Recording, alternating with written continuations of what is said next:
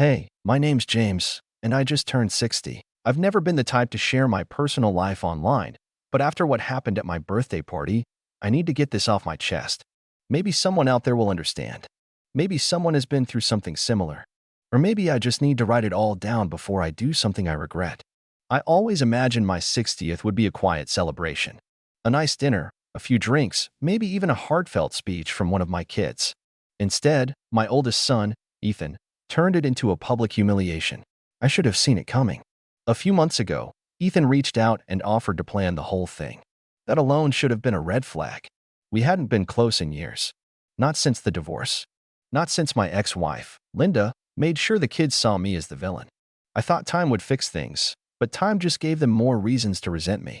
Still, when Ethan called, I wanted to believe things were getting better. Dad, he said, his voice unusually warm. You're turning 60. That's huge. Let us take care of it. It felt good to hear him say, us. My three sons, Ethan, Ryan, and Caleb, had been distant for so long. I missed them. So against my better judgment, I let them handle everything. I even let Ethan book the venue. That was my first mistake. The party was held at a fancy event hall, the kind of place reserved for weddings and retirement celebrations. The guest list was bigger than I expected, old friends, distant relatives, even Linda was there, smiling like she owned the place. Something about that smile put me on edge, but I pushed the feeling down. I should have listened to my gut. The night started off fine. Drinks were flowing, small talk was easy, and for the first time in years, I felt like I belonged. Then Ethan took the stage. All right, everyone, he said, tapping the microphone. Tonight is all about celebrating a man who has, well, let's just say, had an interesting life. People chuckled. I forced a smile. Maybe it was just a little roast. A harmless joke. I couldn't have been more wrong. The lights dimmed, and a projector flickered on behind him. A video started playing. At first, I didn't understand what I was looking at. Then the narration started. My ex-wife's voice. He failed as a husband, failed as a father, and failed as a man. Laughter. Real, genuine laughter from the crowd. I sat frozen as photo after photo flashed across the screen. My old house, the day I moved out with nothing but a suitcase, the courtroom where Linda took everything, even a grainy clip of me drunk at a family reunion years ago. The audience was eating it up. The final clip was Ethan himself, standing in front of a courthouse. And with that, he said, I'm officially changing my last name. None of us want to be associated with James Turner anymore. The room erupted. Cheering. Clapping. Even my youngest son, Caleb, who used to cling to my leg as a kid, was grinning like this was the best night of his life. I sat there, staring at the screen, my heart pounding so hard I thought it might give out. I could have yelled. I could have demanded an explanation. But instead, I did the only thing that felt right. I stood up, raised my glass. Thanks for coming, I said. Then I walked out. That was last night. This morning, my phone hasn't stopped vibrating. Messages from family, old friends, even Ethan himself. Now they're sorry. Now they want to talk. But I'm done talking. I've spent my whole life being the guy who takes the hits and keeps moving. But this was the last straw. They wanted to humiliate me? Fine. Now it's my turn. I spent the rest of the night alone in my apartment, sitting in the dark with a glass of whiskey in my hand, staring at my phone as it buzzed over and over again. Messages flooded in, apologies, excuses, even a few half-hearted attempts at justifying what they did. At first, I ignored them. Then, as the messages kept coming, I realized something. They weren't sorry for what they did. They were sorry because they finally understood what they had lost. It all started when my lawyer, Mr. Reynolds, made a phone call. See, what my sons never knew, what nobody in that room knew, was that I wasn't just some washed-up old man scraping by after the divorce. I had played the long game. When Linda took me to court all those years ago, she got nearly everything. The house, the savings, even half my retirement. I walked away with almost nothing. That's what they all assumed, at least. But what they didn't realize was that losing everything forced me to start over. And I did. For the past 20 years, I had been building something for myself. I started my own business, small at first, just a consulting gig that paid the bills. But I was patient. I invested smartly, made connections, and expanded. Eventually, my company took off, and I sold it for more money than I ever thought I'd see in my lifetime. I never flaunted my wealth. I lived in a modest apartment, drove an old truck, and let everyone believe I was just getting by. Even my sons never bothered to ask. They had already written me off as a failure. That is, until Mr. Reynolds called them. I had planned to leave everything to them. Split evenly, no questions asked. I never held a grudge. I figured that, despite everything, they were still my sons. But after what they did at my birthday party, that changed everything. I had called Mr. Reynolds the moment I got home, still buzzing from the humiliation, still hearing Linda's voice mocking me over the speakers. Take them out of the will, I said. He didn't hesitate. Are you sure? Absolutely. And while you're at it, let them know. That's why they were sorry now. By morning, they had all gotten the news. Ethan, Ryan, and Caleb, the same sons who had laughed in my face, who had publicly disowned me, were now frantically trying to reach me. The first call came from Ethan. I let it go to voicemail. Then Ryan. Then Caleb. Then Ethan again. The texts were even better. Ethan texted, "Dad, we need to talk. Please call me." Ryan texted, "I think we should clear the air. What happened at the party was just a joke." Caleb texted, "Dad, I didn't know about the video. I swear, I didn't think it would be that bad." That one almost made me laugh. That bad. The kid was standing right there, cheering along with the rest of them. Then came the kicker. Linda herself. She never texted me. Ever. But there it was, her name flashing across my screen. Linda texted, "James, the boys told me what you did. We need to talk." I turned my phone off and smiled for the first time in a long time. Let them panic. Let them feel what it's like to be discarded, to be treated as nothing more than an afterthought. I wasn't done yet. I left my phone off for the rest of the day, enjoying the silence for once. No buzzing, no desperate calls, no fake apologies. Just peace. But by the next morning, I was greeted by something new. They were at my door. A frantic, desperate knocking jolted me awake. It wasn't a polite tap. It was the kind of pounding that said they weren't leaving without answers. I already knew who it was. I took my time getting up, pouring myself a cup of coffee, savoring the quiet before I opened the door. And there they were. Ethan, Ryan, and Caleb, standing in the hallway of my apartment building, looking more uncomfortable than I'd ever seen them. Ethan, always the ringleader, was the first to speak. "Dad," he started, his voice already carrying that forced warmth I'd grown used to. "Can we talk?" I took a slow sip of my coffee, letting the silence hang in the air before responding. "About what?" Ethan exchanged a look with Ryan and Caleb, as if they were deciding who would say it. Ryan finally caved. "We heard from your lawyer." "And?" I said, my voice flat. Ethan forced a chuckle, rubbing the back of his neck like this was all just some misunderstanding. "Look, Dad, we know you're upset about the party." I held up a hand, cutting him off. "Upset?" I repeated, tilting my head slightly. "No, Ethan, I wasn't upset. I was humiliated. You didn't just roast me. You made a spectacle out of my worst moments. You had your mother narrate my failures like it was some kind of twisted documentary. And then you all sat there and laughed. None of them had anything to say to that." Caleb, my youngest, finally spoke up, his voice quieter. "Dad, I didn't know it was going to be that bad. I thought it was just." He stopped himself, probably realizing how pathetic that excuse sounded. I nodded. "Right. You didn't know. But you still clapped, didn't you?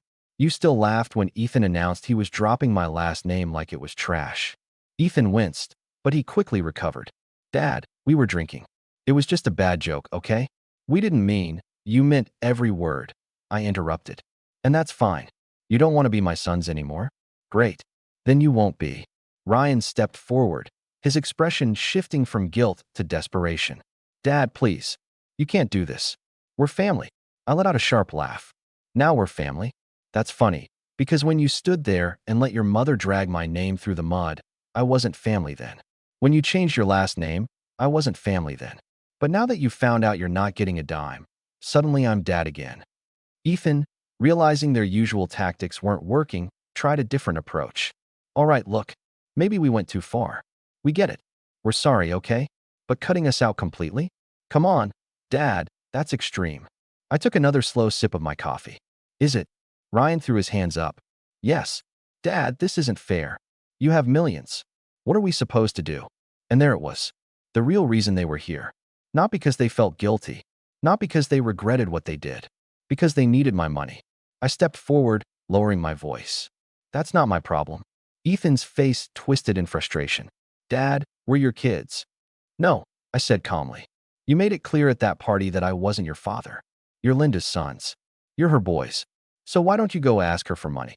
Caleb, looking panicked, tried one last attempt. His voice cracked. Dad, please. I just bought a house. I have loans. I was counting on that money. I didn't let him finish.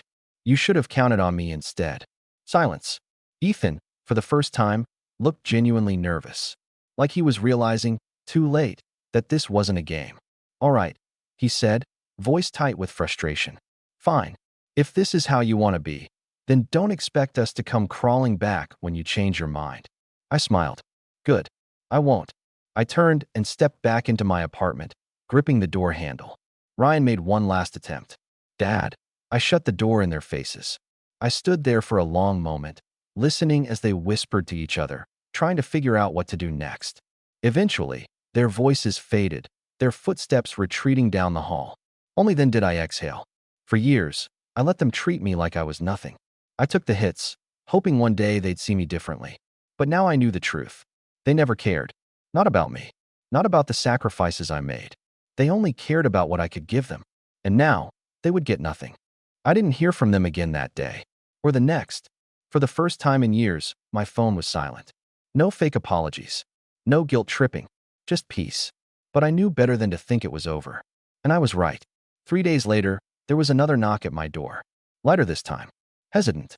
I didn't answer. Then came the texts. Caleb texted, Dad, please.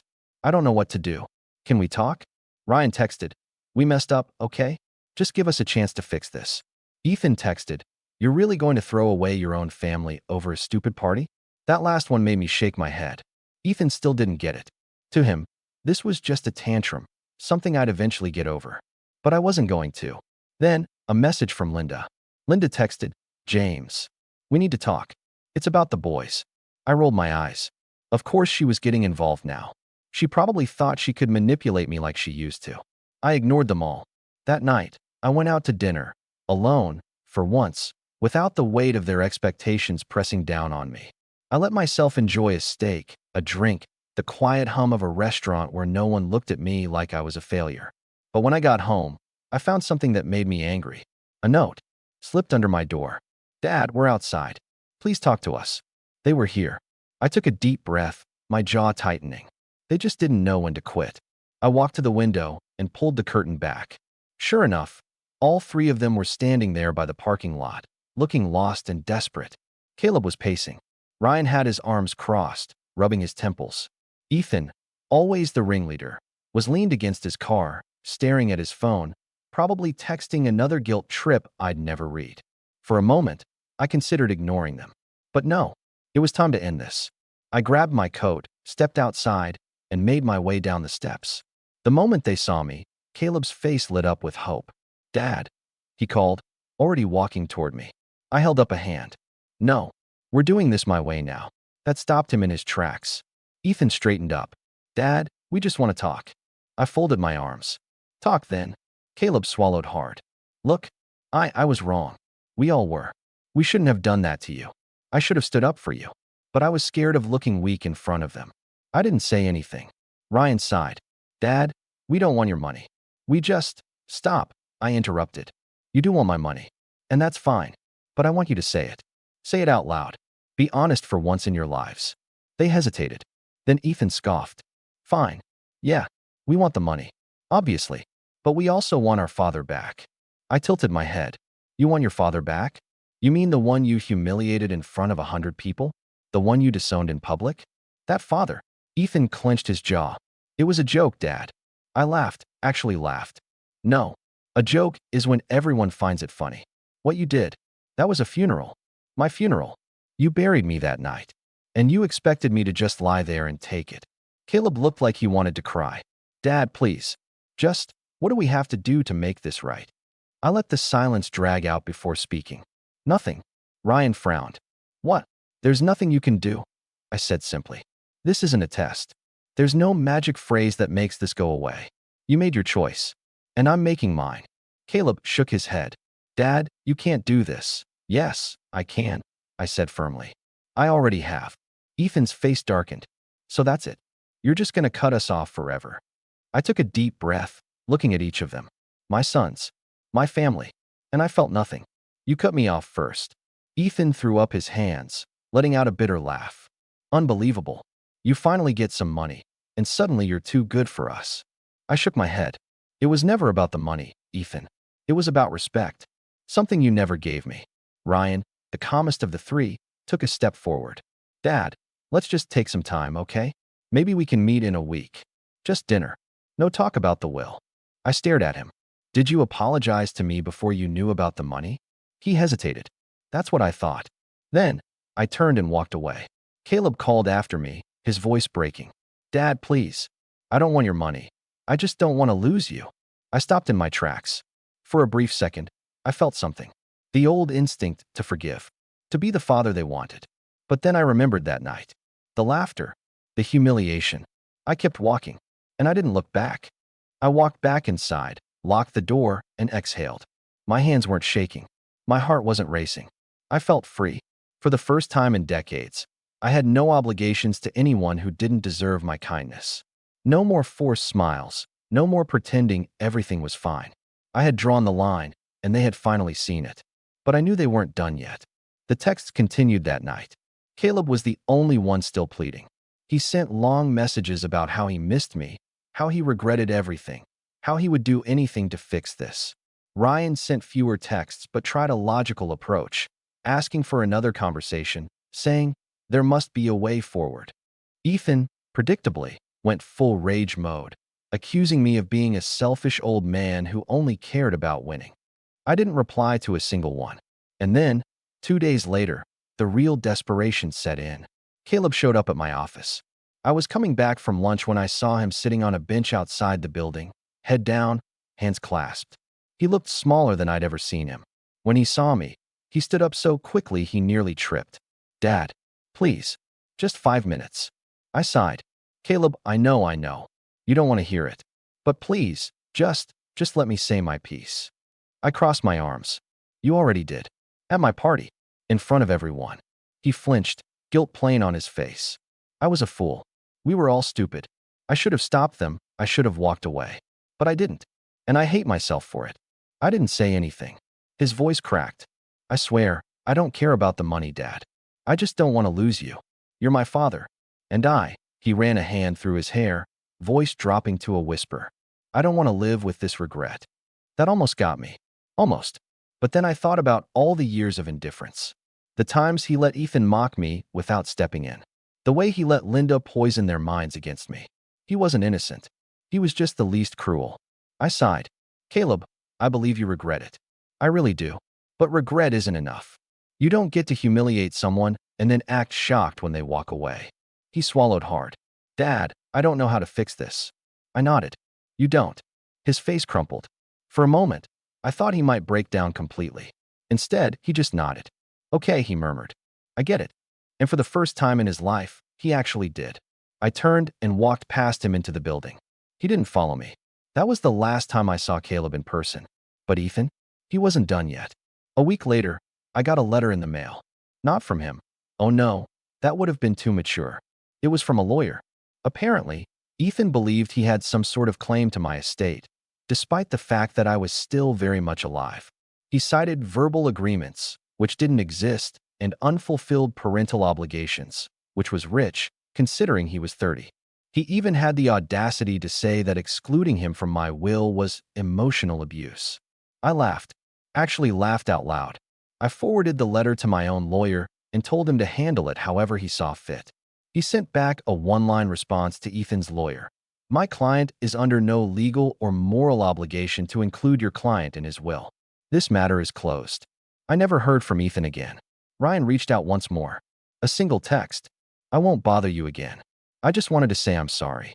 I mean that. I didn't reply. And that was it. No grand reconciliation. No dramatic final confrontation. Just silence. I won't lie and say it didn't hurt. These were my sons. I had raised them, loved them, sacrificed for them. And in the end, they had thrown me away like I was nothing. But you know what? I still had a life. A good life. I traveled. I picked up old hobbies I had long abandoned. I reconnected with old friends who actually appreciated me. And for the first time in decades, I woke up every morning with no weight on my chest. I was free, and I never looked back. So what do you guys think? Was I too harsh? Or was this the only way to finally get the respect I deserved?